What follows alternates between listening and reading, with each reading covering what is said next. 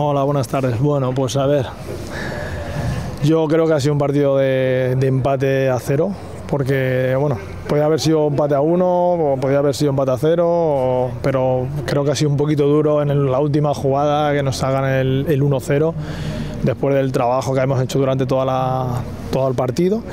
Pero bueno, fútbol es así, al final si no metes tus ocasiones y en la última te la meten, pues no puedes hacer otra cosa que aguantar. Sí, yo antes del partido se lo he dicho a los jugadores, digo, este partido es muy importante porque te metes ahí arriba, te pones a 1 punto o a 3 si hubieras ganado.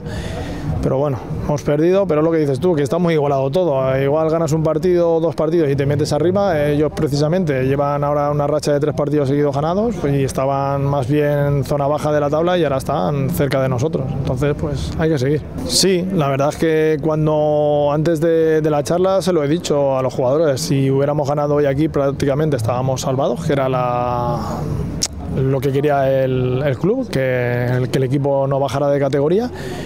Y a partir de ahí pues intentar mirar más arriba.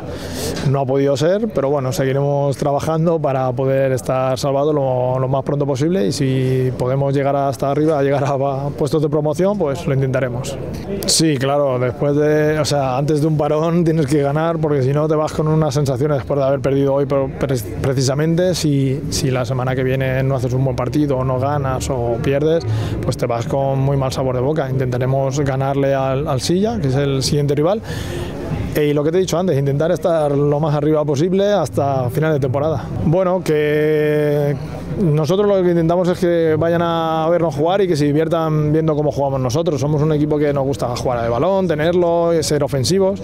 Hay veces que puede ser, hay veces que no puede serlo, pero bueno, a ver si sigue viniendo bastante gente y a ver si le damos una alegría.